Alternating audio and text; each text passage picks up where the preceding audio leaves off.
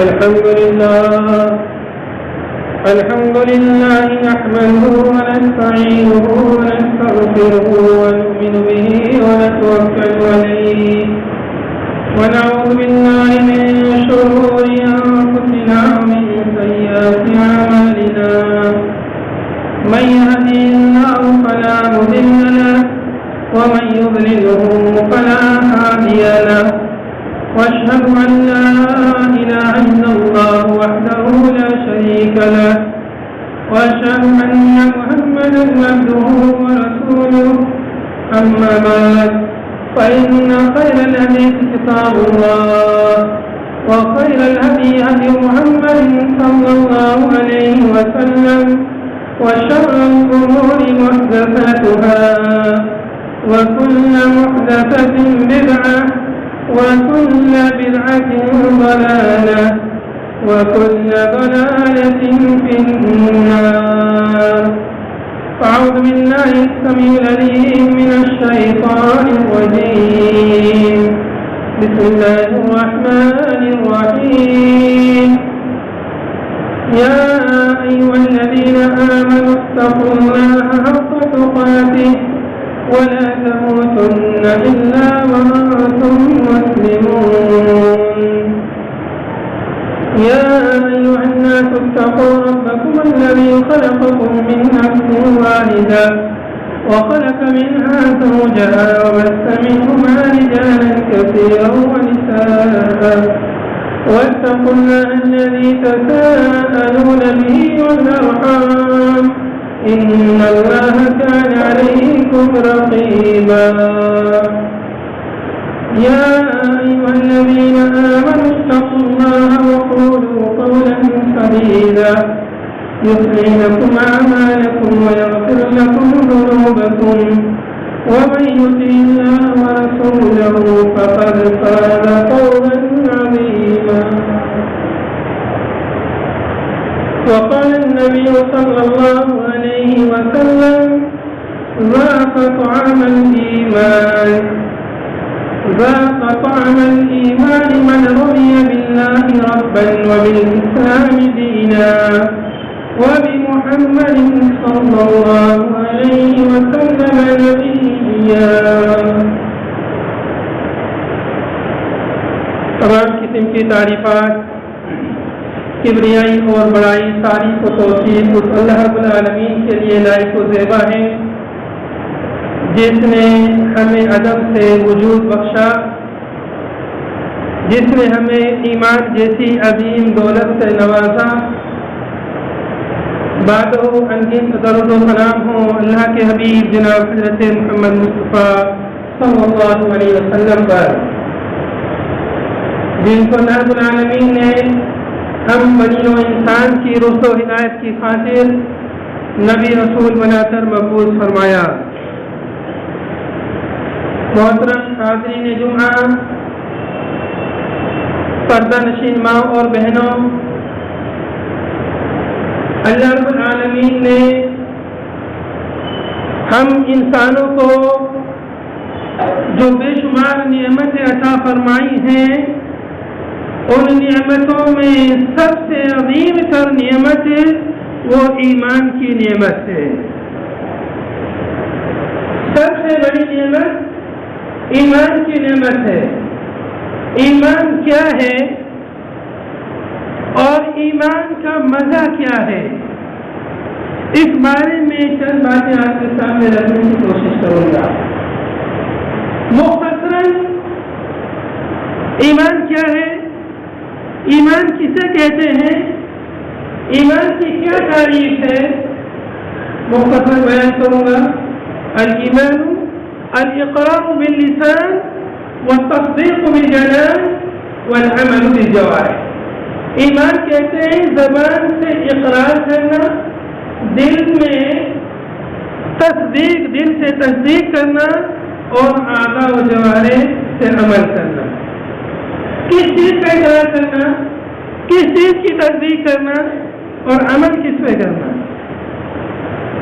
اس بات کا اقرار کرنا کہ اللہ کے سوا کوئی معبود برحق نہیں اور محمد صلی اللہ علیہ وسلم اس کے رسول ہیں. اشہد ان لا الہ الا اللہ و اشہد ان محمد رسول اللہ، اس کا زبان سے اقرار اور دل سے تصدیق۔ ایسا نہیں کہ صرف زبان سے کہہ دیا اور دل میں اس پر یقین نہیں ہے، کوئی ایمان نہیں ہوگا۔ دل میں بھی تصدیق ضروری ہے اور زبان سے اس کا اقرار کرنا بھی ضروری ہے، اس لیے کہ اگر کوئی شخص دل میں صرف رکھے یقین اور زبان سے اقرار نہ کرے تو بھی مسلمان نہیں ہے۔ اس لیے کہ دل میں تصدیق تو ابو طالب کے یہاں بھی تھی اور بہت سے کفار مانتے تھے محمد صلی اللہ علیہ وسلم کو اللہ کے رسول، لیکن زبان سے اقرار نہیں کر رہے تھے۔ اور منافقین وہ زبان سے اقرار کرتے تھے، کلمہ بھی پڑھتے تھے، نماز بھی پڑھتے تھے، لیکن دل سے تصدیق نہیں کرتے تھے، دل میں کفر چھپائے ہوئے تھے۔ اس لیے ایمان ضروری ہے، دل سے تصدیق بھی ہو، زبان سے اقرار بھی ہو۔ یہ دو کام ہونے کے بعد اس کی تصدیق اپنے اعضاء و جوارح سے چاہیے کہ یہ آدمی جو اس کلمے کا اعلان کر رہا ہے کہ کیا یہ صرف زبانی کر رہا ہے یا دل سے کر رہا ہے، اس کی تصدیق ہمارے جسم کے اعضاء دیں گے۔ یعنی میں نے یہ بات کہی کہ اللہ کے سوا کوئی معبود برحق نہیں، تو کیا میں اس بات میں سچا ہوں یا جھوٹا ہوں، یہ کیسے پتا چلے گا؟ میرے اعضاء و جوارح سے۔ یعنی میں جب نماز پڑھوں، میں جو عبادت کروں کہ وہ صرف اللہ کے لیے کر رہا ہوں یا کسی اور کے لیے بھی کر رہا ہوں۔ اگر صرف اللہ کے لیے کر رہا ہوں تو اپنے دعوے میں سچا ہوں، اور اگر اللہ کے ساتھ کسی اور کے لیے بھی کر رہا ہوں، اللہ کے ساتھ کسی اور کے در پہ بھی جھک رہا ہوں، تو مطلب میں اپنے زبان کے دعوے میں سچا نہیں ہوں۔ تو زبان کے دعوے میں سچے ہونے کے لیے عمل کرنا بھی ضروری ہے، اس لیے اعمال جو ہے ایمان میں داخل ہے۔ اہل سنت والجماعت، اہل الحدیث کے یہاں اعمال بھی ایمان میں داخل ہے، کیونکہ عمل ہی سے تو پتہ چلے گا کہ یہ اپنے ایمان کے دعوے میں کہاں تک سچا ہے۔ کوئی آدمی کہے اشہد ان لا الہ الا اللہ اور وہ نماز نہ پڑھے، مسلمان ہوگا کیا؟ تو عمل کرنا، نماز پڑھنا، عبادت کرنا ضروری ہے۔ تو یہ ہے ایمان کا مختصر مفہوم۔ میں نے جو حدیث آپ کے سامنے پڑھی تھی اس میں ایمان کے ذائقے سے متعلق معلومات ہے۔ ایمان کا ذائقہ، ایمان کا بھی ذائقہ ہوتا ہے، جیسے کھانے پینے کے ذائقے ہوتے ہیں، لذیذ لذیذ کھانے ہوتے ہیں، اس کو چکھتے ہیں تو بہت ٹیسٹی کھانا ہے۔ پھر بہت سارے تجار لوگ، ہوٹلوں والے لوگ اپنے کھانے کا پرچار کرتے ہیں، جو ایک بار کھائے گا بار بار آئے گا، ہے تو وہ اپنے کھانے کا پرچار کرتے ہیں ٹیسٹ، ذائقے سے۔ تو کھانے پینے کے ذائقے جس طرح ہوتے ہیں، ایسے ہی بہت ساری مانوی چیزوں کے بھی ذائقے ہوتے ہیں۔ آدمی کان سے بہت ساری چیز سنتا ہے اور مزہ لیتا ہے، کوئی گانا سن کے مزہ لیتا ہے، کوئی قرآن کی تلاوت سن کے مزہ لیتا ہے، وہ بھی ایک ذائقہ ہے۔ آنکھ کے ذریعے آدمی بہت ساری چیز دیکھتا ہے اور جب اندوز ہوتا ہے دیکھ کر کے، وہ بھی ایک طرح کا ذائقہ ہے۔ شوہر اپنی بیوی سے ہم بستری کرتا ہے، وہ بھی ایک قسم کا ذائقہ ہے، حدیث میں اس کو ذائقہ کہا ہے۔ تو یہ مختلف ذائقے، ایسے ہی ایمان کا بھی ذائقہ ہوتا ہے۔ حدیث پاک میں ذائقۃ عمل ایمان، اس شخص نے ایمان کا مزہ، ایمان کا ذائقہ چکھ لیا جس نے اللہ کو رب مان کے جو راضی ہو گیا۔ من رضی باللہ ربا، اللہ کو اپنا رب مان کے خوش ہو گیا، وبالاسلام دینا، دین اسلام کو اپنا دین مان کر کے اس پر خوش ہو گیا، مطمئن ہو گیا۔ اب کسی اور دین کی اسے تلاش نہیں ہے، کوئی اور دین تلاش نہیں کرتا ہے، دین اسلام پر خوش ہے۔ وَبِمُحَمَّدٍ صلی اللہ علیہ وسلم نبی و رسولہ، محمد صلی اللہ علیہ وسلم کو اپنا نبی رسول مان کر کے جو خوش ہو گیا، اس نے ایمان کا مزہ چکھ لیا۔ ایمان کا مزہ کس نے چکھا؟ ایمان کا مزہ جس نے اللہ کو رب مان لیا، محمد صلی اللہ علیہ وسلم کو نبی رسول مان لیا اور دین اسلام کو دین مان لیا۔ یہ تو سب مسلمان کرتے ہیں، جو بھی اسلام میں سب مسلمان اللہ کو رب مانتے ہیں، محمد صلی اللہ علیہ وسلم کو نبی رسول مانتے ہیں، دین اسلام کو دین مانتے ہیں۔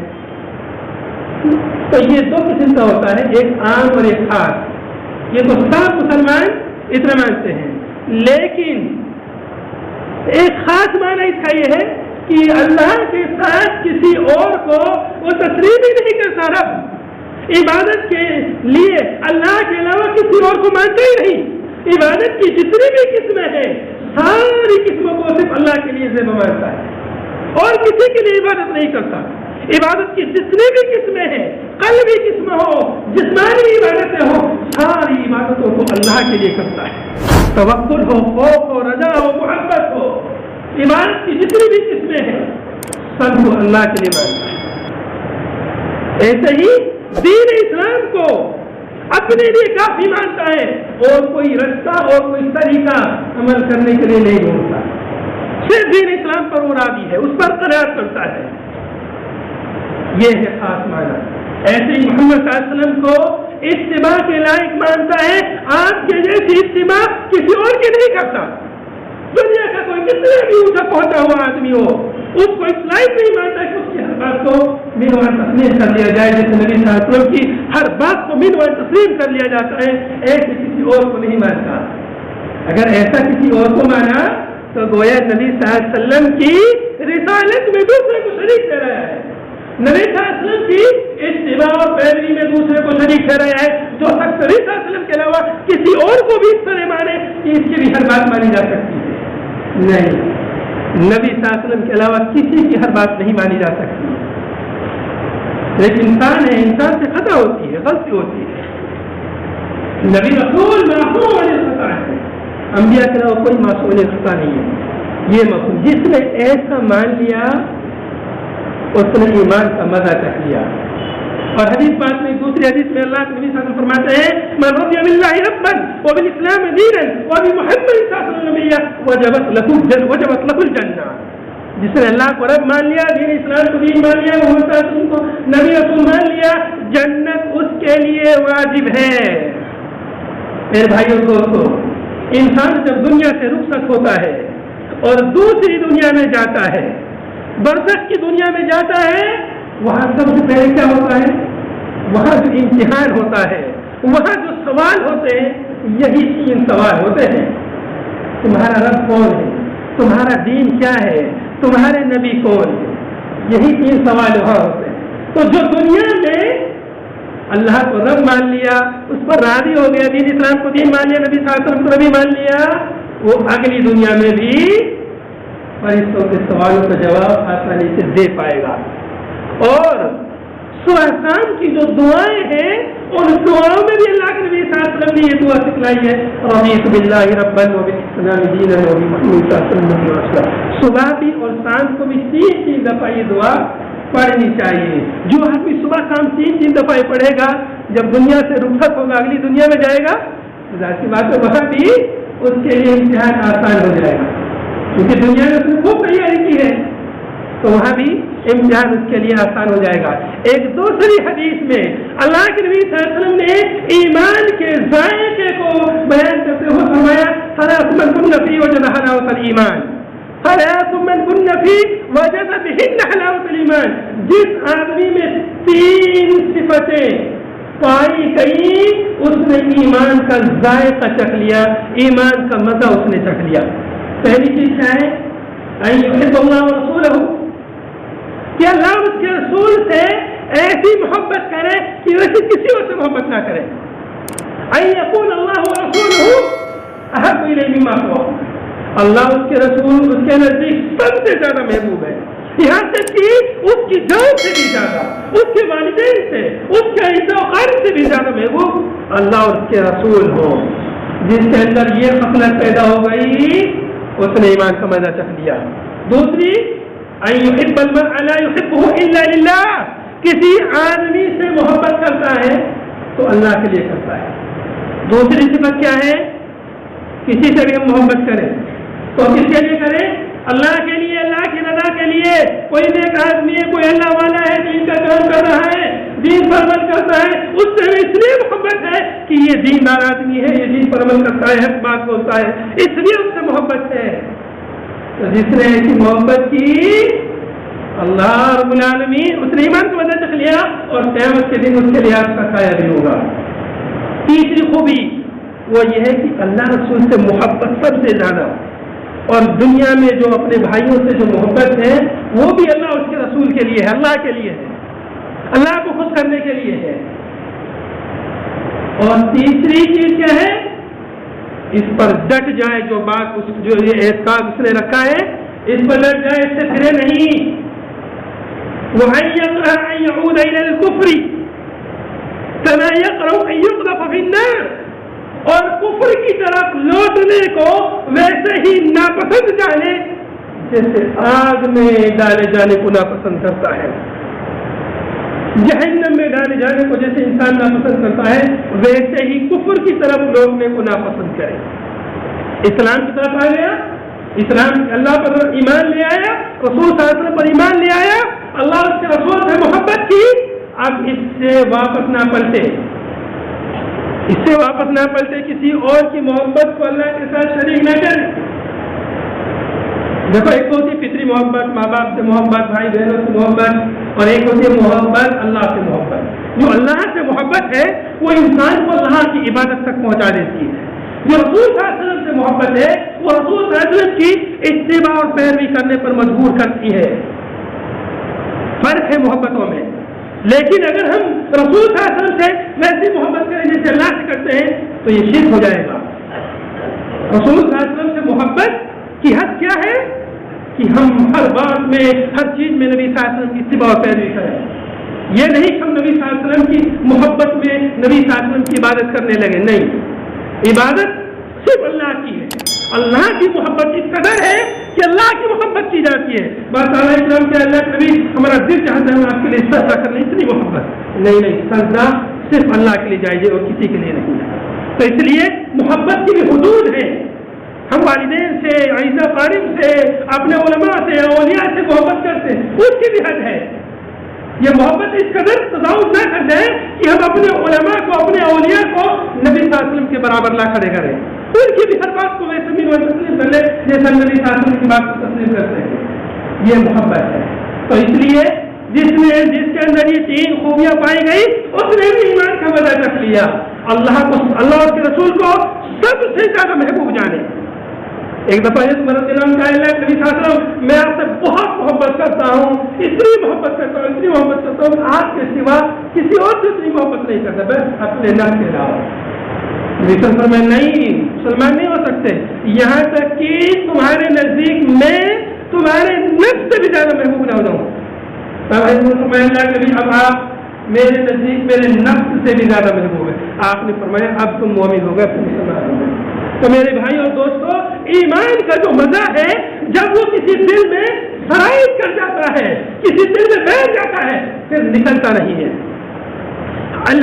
جس وقت ابو سفیان ہرقل کے پاس تھے، ہرقل کے پاس نبی صلی اللہ علیہ وسلم کا خط گیا تھا، تو ہرقل نے اس خط کی نبی صلی اللہ علیہ وسلم کی نبوت کی تصدیق کرنی چاہیے تھی، تو ابو سفیان کو بلایا تو اس سے کچھ سوالات کیے تھے، اور ابو سفیان سے پوچھا تھا کہ یہ محمد صلی اللہ علیہ وسلم جو دین اسلام کی دعوت دے رہے ہیں تو کیا جو اس پر ایمان لا رہا ہے کیا اس سے واپس پھر رہا ہے، مرتد ہو رہا ہے؟